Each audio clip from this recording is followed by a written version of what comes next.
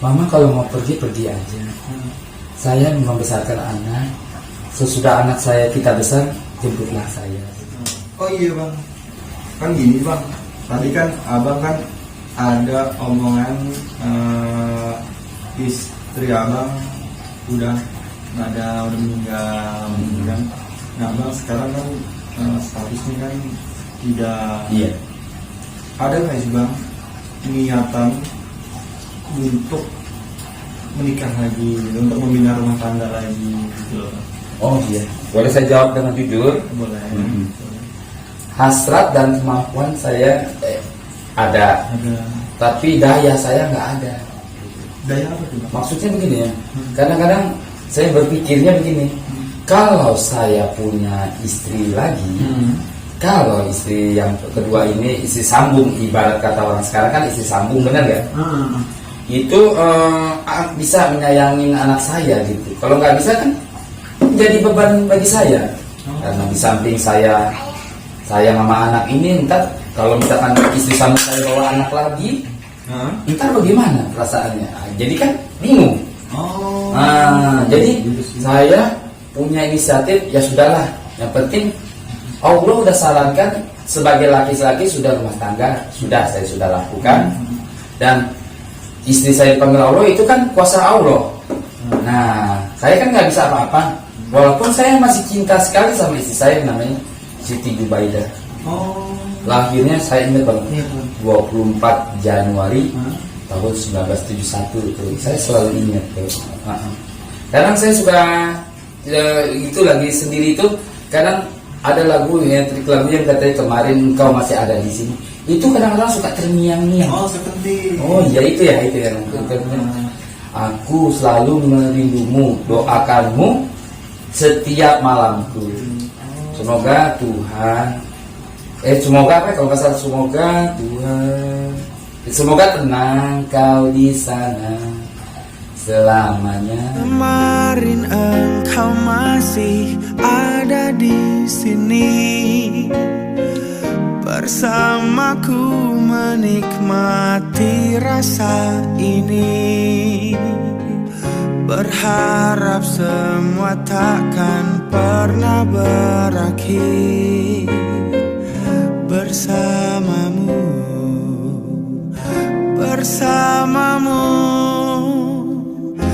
Kadang saya suka berlinang air mata saya lagu itu, sambil pelan-pelan sambil itu anak saya udah tidur, Anissa sama Fatan.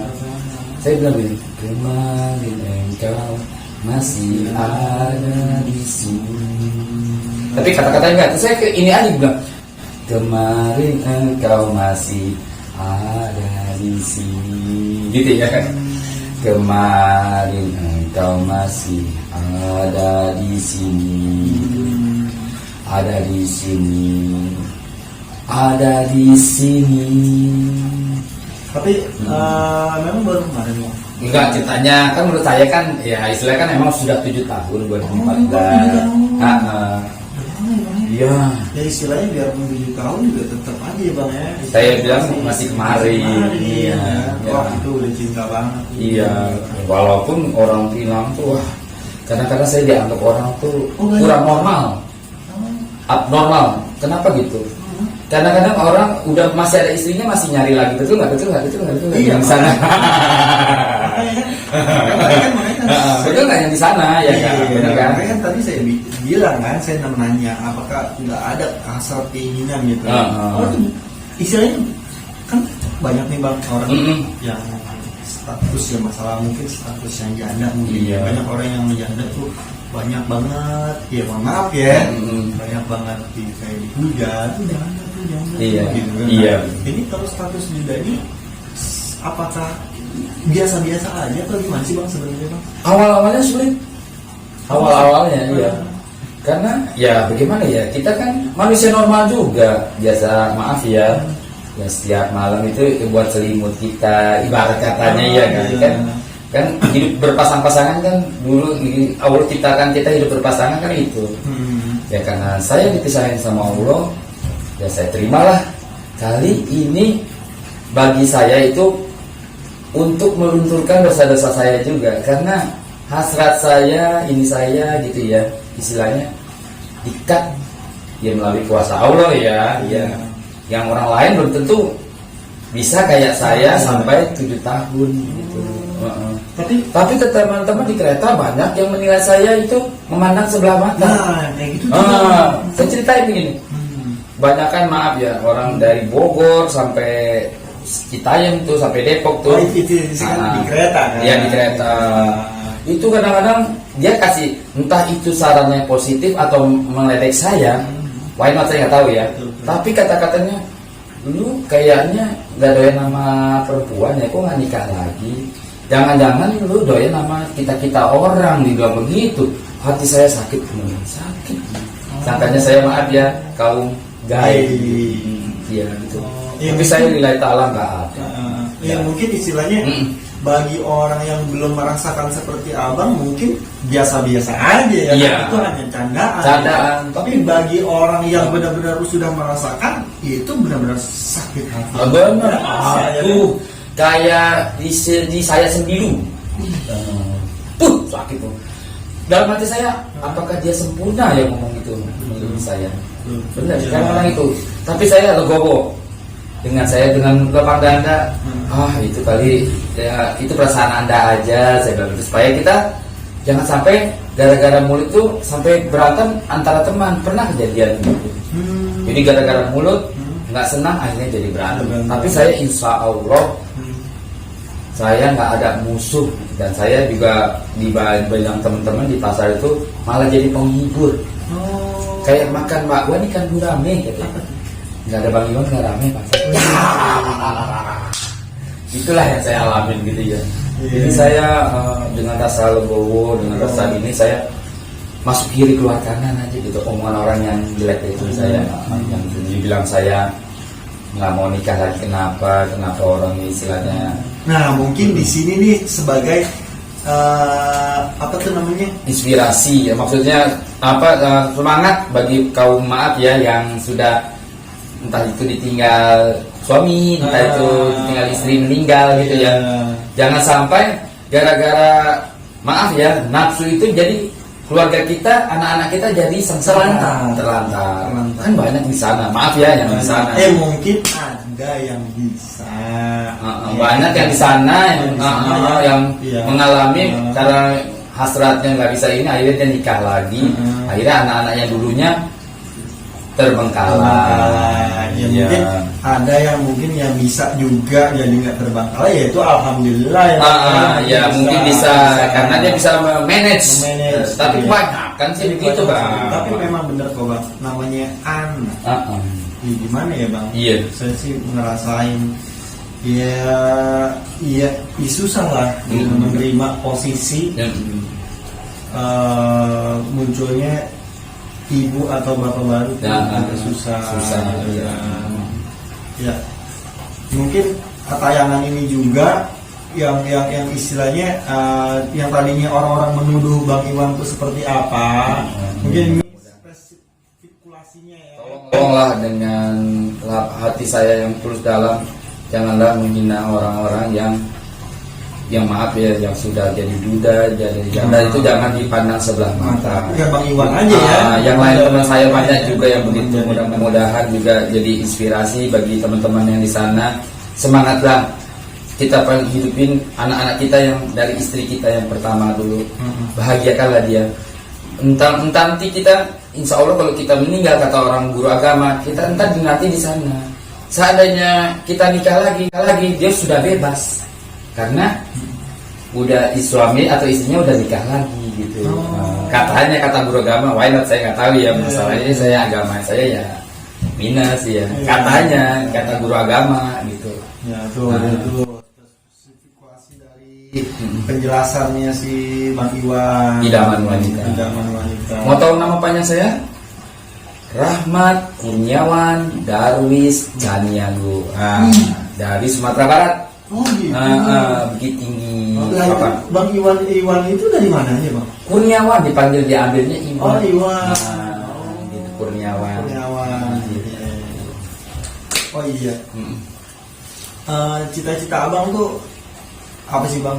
kalau misalkan saya boleh tahu, istilahnya dalam kehidupan ini loh bang, yang paling utama itu kita apa sih bang? Pas istilahnya ditinggal oleh istri, saya cita-cita abang tuh buat kedepannya ingin membahagiakan anak. Oh itu bang. Ingin membahagiakan anak, jangan sampai anak kita udah nggak ada ibunya, susah juga gitu. Jangan sampai. Tolong kadang-kadang ya mohon maaf ya, bukannya saya mengada-ngadi mengada-ngada gitu ya.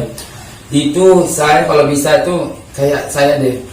Kita yang penting kita sudah merasakan berumah tangga gitu ya. Sudah merasakan kita ininya. Nah, itulah yang harus kita pertahankan, anak-anak kita menjadi orang. Insya Allah seandainya dia udah jadi orang, kita ntar tuanya akan dilindungi dia. Kan ada misalkan maaf nih ya, bukannya ini ya, mohon maaf, misalkan kita menghentikan hasrat kita ya, terus nikah lagi segala macam, akhirnya anak tak diurusin, ntar tuanya kita pasti diurus anak, nggak mungkin sama orang lain. Bener nggak itu? Itu ya, tolonglah jangan sampai anak kita, buah hati kita itu susah karena ulah kita dari nafsu kita. Mohon maaf ya, mohon maaf. Bukan saya mau ngomong ini saya juga punya nafsu, punya hasrat, tapi bisa dikendalikan. Jangan sampai.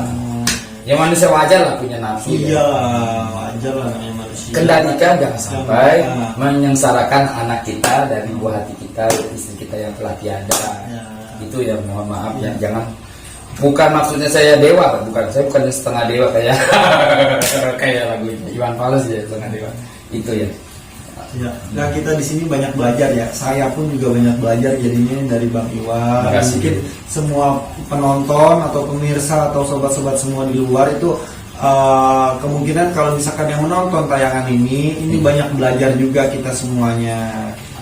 Ya kita istilahnya banyak positif yang didapatkan dari Bang Iwan ini, banyak banget. Terutama masalahnya anak. Iya. Itu yang paling itu. Soalnya ntar yang ditanya itu anaknya berbakti sama orang tua. So ada sekitar meninggal nggak didoain sama anak. Bagaimana perasaan kita? Iya. Nah, makanya dari kita obrolan tadi semuanya tuh bang, yang paling intinya tadi tuh saya anak. Itu yang paling intinya. Iya, anak ya bang. Iya. Obrolan itu tadi yang paling. Karena buah hati kita dari istri kita.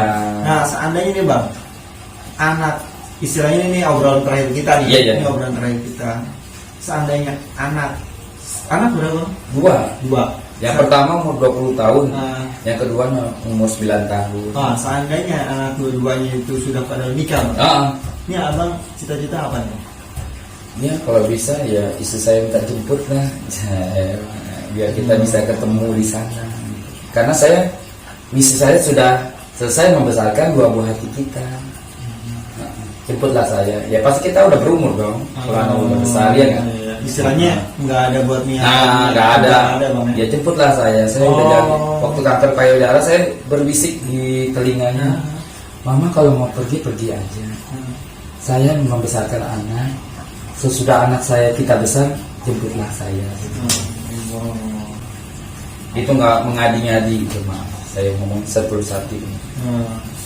Gila ya, gue sampai merinding ya. Iya, itu nggak benar-benar bisa tanya sama anak saya gitu. Bisa nomor teleponnya kita bisa lampirkan nomor telepon anak saya. Benar nggak omongan saya gitu? Menurut dari gue pribadi kayaknya benar, karena gue bang pas gue ke rumah abang istilahnya dagang seperti kayak tadi tuh, dagang kayak begini.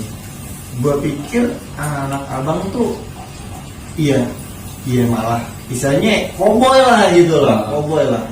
Tapi pas gue datang ke sono, abang bilang waktu itu aman, Anis, kapan gua ini teman ayah dateng di sana nih, salim. Iya. Itu mau loh bang. Terus gue bilang gue jadi ternyata beda apa yang gue istilahnya gue lihat di lu sama lu di rumah tuh beda gitu loh. Iya. Itu makin gue makin istilahnya makin kok coba gue mau lebih dekat lagi gitu loh. Makanya gue beda gitu tanggapan. Malah ada beberapa orang yang menilai ini orang kayak gini nih gitu, ini orang kayak begini nih gitu. Istilahnya anggap sebelah tapi rumahnya begitu ya, kayak gitu lah. Udah pasti begitu gitu loh ya. Makanya gue mencoba kemarin gue ke rumah lo, ih beda. Itu anak gue aja kemungkinan nggak akan kayak gitu. Anak gue aja kemungkinan nih, misalkan gue datang, gue panggil ke anak 3, itu salaman pasti kepada ngabur salah satu, nggak ada dua-duanya cucu iya itu beda banget lah. Terus abang juga di rumah juga sabar banget ngomongnya juga Anis datang kesini beda pokoknya beda. Thank you banget bang ya. Iya. Udah di sini berkunjung di sini, udah kita banyak ngobrol. Semoga menjadi inspirasi bagi orang-orang semua bang di sini bang. Dan semoga inspirasi itu menjadi, saya aja bisa, kenapa yang lain gak bisa? Dan semoga inspirasi itu menjadi pahala buat abang juga. Baru terima kasih. Maksud saya itu jangan sampai menyerah di zaman COVID begini. Ya. Judulnya jangan menyerah di zaman COVID ini. Kan ada lagunya, termasuk jangan menyerah, jangan menyerah. Syukurilah apa adanya. Hidup adalah anugerah, tetapi jalani hidup ini melakukan yang terbaik.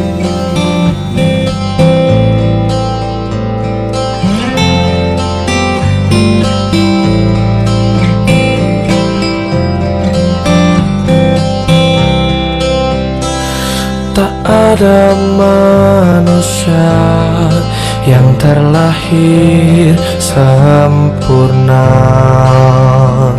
Jangan kau sesali segala yang telah terjadi. Kita pasti pernah dapatkan cobaan yang berat. Seakan hidup ini tak ada artinya lagi. Syukuri apa yang ada. Hidup adalah anugerah, tetap jalani hidup ini melakukan yang terbaik.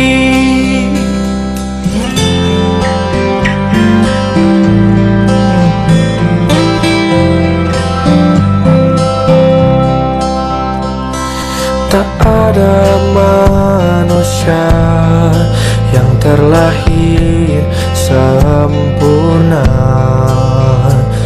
Jangan kau